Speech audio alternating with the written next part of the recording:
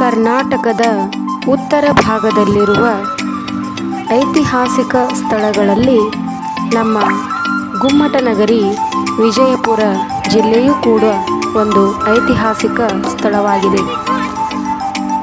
ಈ ಒಂದು ಐತಿಹಾಸಿಕ ಸ್ಥಳಕ್ಕೆ ನಮ್ಮ ಅಥಣಿ ತಾಲೂಕಿನ ಹಲ್ಯಾಳ ಕ್ಲಸ್ಟರಿನ ಸರ್ಕಾರಿ ಕನ್ನಡ ಹಿರಿಯ ಪ್ರಾಥಮಿಕ ಶಾಲೆ ಶಿವಲಿಂಗೇಶ್ವರ ನಗರ, ಈ ಶಾಲೆಯ ಎಲ್ಲ ವಿದ್ಯಾರ್ಥಿಗಳು ಹಾಗೂ ಎಲ್ಲ ಸಿಬ್ಬಂದಿ ವರ್ಗದವರು ಈ ಒಂದು ಐತಿಹಾಸಿಕ ಸ್ಥಳಕ್ಕೆ ಭೇಟಿ ನೀಡಲು ಹೋದೆವು.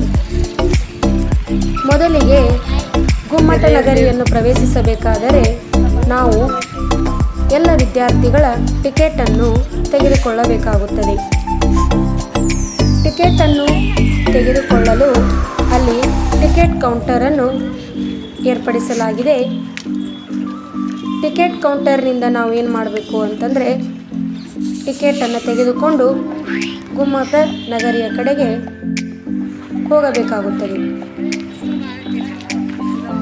ಗುಮ್ಮಟ ನಗರಿಯು ಐತಿಹಾಸಿಕ ಸ್ಥಳವಾಗಿದ್ದು ಇತಿಹಾಸವನ್ನು ಸಾರಿ ಹೇಳುವಂತಹ ಒಂದು ಪ್ರೇಕ್ಷಣೀಯ ಸ್ಥಳವಾಗಿದೆ. ದೂರಿನಿಂದ ಗೋಲ್ ಗುಂಬಜನ್ನು ನೋಡಿದಾಗ ಬಹಳ ಅದ್ಭುತವೆನಿಸುತ್ತದೆ. ದೂರಿನಿಂದ ಚಿಕ್ಕದಾಗಿ ಕಂಡಂತಹ ಈ ಗೋಲ್ ಗುಂಬಜ ಹತ್ತಿರದಿಂದ ನೋಡಿದಾಗ ಬೃಹದಾಕಾರವಾದಂತಹ ಒಂದು ಸ್ಥಳವಾಗಿ ಕಾಣಿಸುತ್ತದೆ. ಗೋಳಗುಮ್ಮಟವನ್ನು ನಾವು ಹತ್ತುವಾಗ ಅಲ್ಲಿ ಮೆಟ್ಟಿಲುಗಳು ಇರುತ್ತವೆ. ಈ ರೀತಿಯಾದ ಮೆಟ್ಟಿಲುಗಳನ್ನು ನಾವು ಹತ್ತಿಕೊಂಡು ಮುಂದೆ ಸಾಗಿದೆವು.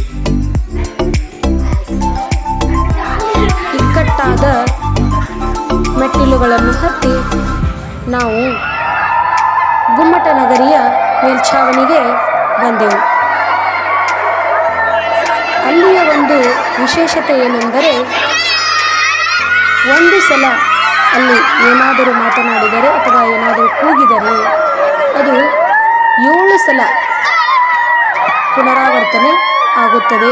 ಇದು ಈ ಗೋಲ್ ಗುಮ್ಮಜದ ಒಂದು ಅದ್ಭುತ ಅಂತಲೇ ಹೇಳ್ಬೋದು.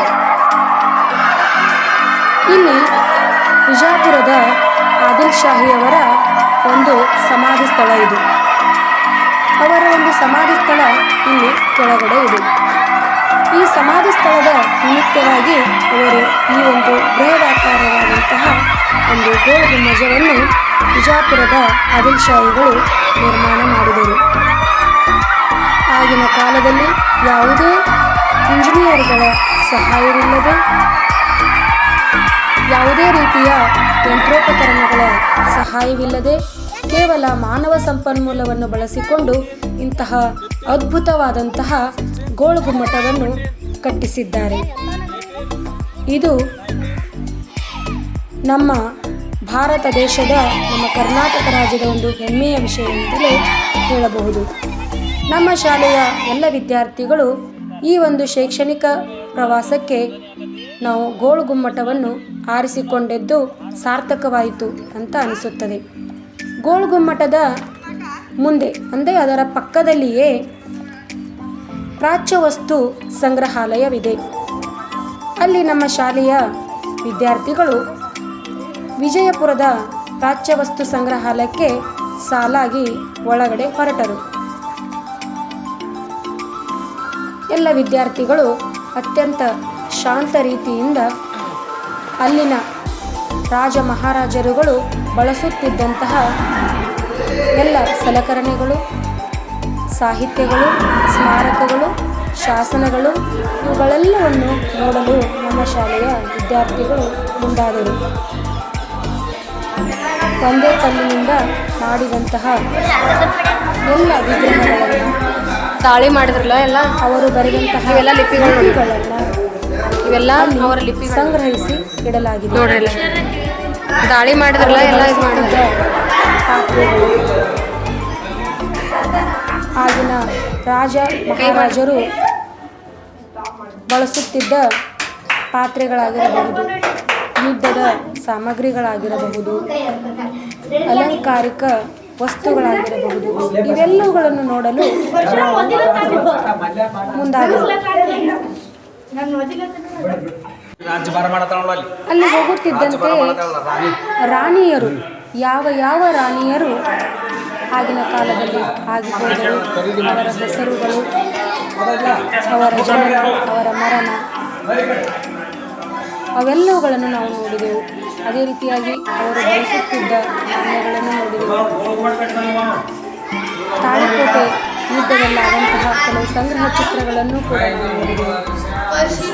ಇವೆಲ್ಲವುಗಳನ್ನು ನೋಡಿದಾಗ ನಮಗೆ ದೇಶ ಸುತ್ತು ಕೋಶ ಓದು ಅನ್ನುವ ಹಾಗೆ ನಾವು ನಮ್ಮೆಲ್ಲ ಮಕ್ಕಳು ಬಹಳ ಸಂತೋಷದಿಂದ ಎಲ್ಲ ಇತಿಹಾಸದಲ್ಲಿ ಓದಿದಂತಹ ಎಲ್ಲ ವಿಷಯಗಳನ್ನು ಅವರು ಅರಿತುಕೊಂಡರು, ತಿಳಿದುಕೊಂಡರು.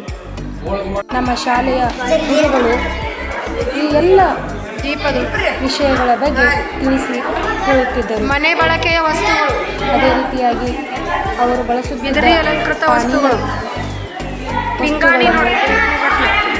ಅವರು ಬಳಸುತ್ತಿದ್ದ ಅಲಂಕಾರಿಕ ವಸ್ತುಗಳು, ಅವರು ಬಳಸ್ತಿದ್ದು ಇವೆಲ್ಲ ಕುದುರೆ ಕಡಿವಾಣ, ಆಗಿನ ರಾಜರುಗಳು ಬಳಸುತ್ತಿದ್ದಂತಹ ಯುದ್ಧದ ಸಾಮಗ್ರಿಗಳು, ಅವರು ಬಳಸುತ್ತಿದ್ದ ಕಿಲಿ ಬೀಗಗಳು, ಬೀಗಗಳು ನೋಡಲ್ಲ, ಮುಂತಾದ ವಸ್ತುಗಳನ್ನು ಅವರು ಸಂಗ್ರಹಿಸಿಟ್ಟಿದ್ದರು. ಅದೇ ರೀತಿಯಾಗಿ ಮುಸ್ಲಿಂ ಬಾಂಧವರ ಪವಿತ್ರ ಗ್ರಂಥವಾದ ಕುರಾನ್ ಅನ್ನು ಕೂಡ ಅಲ್ಲಿ ಬಹಳ ಅಚ್ಚುಕಟ್ಟಾಗಿ ಸಂಗ್ರಹಣೆ ಮಾಡಿಟ್ಟಿದ್ದರು. ಇವೆಲ್ಲವುಗಳನ್ನು ನೋಡಿದಾಗ ಆಗಿನ ಕಾಲದ ಎಲ್ಲ ರಾಜ ಮಹಾರಾಜರುಗಳು ಬಹಳಷ್ಟು ಶಾಸನ ಪ್ರಿಯರಾಗಿದ್ದರು, ಸಾಹಿತ್ಯ ಪ್ರಿಯರಾಗಿದ್ದರು ಎಂದು ತಿಳಿಯುತ್ತದೆ. ಈ ಒಂದು ಭವ್ಯವಾದಂತಹ, ಸುಂದರವಾದಂತಹ, ರೋಮಾಂಚನಕಾರಿಯಾದಂತಹ ಗೋಳುಗುಮ್ಮಟವನ್ನು ನೋಡಿ, ಅಲ್ಲಿ ರಾಜರು ಮಹಾರಾಣಿಯರು ಬಳಸುತ್ತಿದ್ದಂತಹ ಎಲ್ಲ ವಸ್ತುಗಳನ್ನು ನೋಡಿ ನಮ್ಮ ಶಾಲೆಯ ವಿದ್ಯಾರ್ಥಿಗಳು ಬಹಳ ಸಂತೋಷಗೊಂಡರು. ಸಮಾಜ ವಿಜ್ಞಾನ ವಿಷಯವನ್ನು ಬೋಧಿಸುವಾಗ ಅವರು ಕೇಳಿಕೊಳ್ಳುತ್ತಿದ್ದ ಕೆಲವು ಪದಗಳು, ಕೆಲವು ವಿಷಯಗಳನ್ನು ಅವರು ಕಣ್ಣಿನಿಂದ ನೋಡಿ ಸಂತೋಷಗೊಂಡರು. ಹಾಗೂ ತಾವು ಪುಸ್ತಕದಲ್ಲಿ ಕಲಿತಂತಹ ಕೆಲವು ವಿಷಯಗಳನ್ನು ಹಾಗೂ ಇಲ್ಲಿ ನೋಡಿದಂತಹ ದೃಶ್ಯಗಳನ್ನು ನೋಡಿ ಪರಾಮರ್ಶನೆ ಮಾಡಿಕೊಂಡರು. ಅದಕ್ಕಾಗಿಯೇ ನಾವು ಮಕ್ಕಳಿಗೆ ಪುಸ್ತಕದಲ್ಲಿ ಹೇಳುವುದಕ್ಕಿಂತ ಈ ರೀತಿಯಾಗಿ ಐತಿಹಾಸಿಕ ಸ್ಥಳಗಳಿಗೆ ಭೇಟಿ ಕೊಟ್ಟು ಅವುಗಳ ಬಗ್ಗೆ ತಿಳಿಸಿಕೊಟ್ಟರೆ ಮಕ್ಕಳಿಗೆ ಆ ವಿಷಯದಲ್ಲಿ ತುಂಬ ತಿಳಿಯುತ್ತದೆ ಅಂತ ಹೇಳಬಹುದು. ನಾವು ಗೋಳುಗುಮ್ಮಟವನ್ನು ನೋಡಿ ಅಲ್ಲಿಯೇ ಮುಂದುವರಿದು ಅದರ ಪಕ್ಕದಲ್ಲೇ ಇರತಕ್ಕಂತಹ ಶಿವಗಿರಿಗೆ ಹೊರಟೆವು. ಇದು ಶಿವಗಿರಿಯ ಉದ್ಯಾನವನದಲ್ಲಿ ಶ್ರೀ ಬಸವಣ್ಣನವರು, ಅಕ್ಕ ಮಹಾದೇವಿಯವರು, ಈ ರೀತಿಯಾದಂತಹ ಕೆಲವು ಪ್ರತಿಮೆಗಳು ಆ ಉದ್ಯಾನವನದ ಮುಂಭಾಗದಲ್ಲಿ ಇದ್ದವು. ನಮ್ಮೆಲ್ಲ ಮಕ್ಕಳು ಸಾಲು ಸಾಲಾಗಿ ಒಂದು ಭವ್ಯವಾದಂತಹ ಶಿವನ ಮೂರ್ತಿಯನ್ನು ನೋಡಲು ಮುಂದಾದರು. ಅಚ್ಚುಕಟ್ಟಾಗಿ ಸಾಲಿನಲ್ಲಿ ಮಕ್ಕಳು ಶಿವಗಿರಿಗೆ ಬಂದು ತಲುಪಿದರು.